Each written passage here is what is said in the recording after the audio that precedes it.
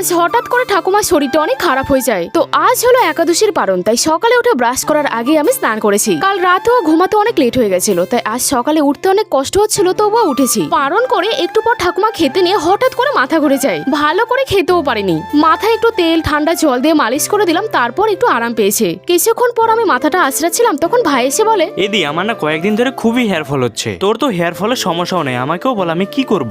এই নে তাহলে এটা ব্যবহার কর। এটা কি?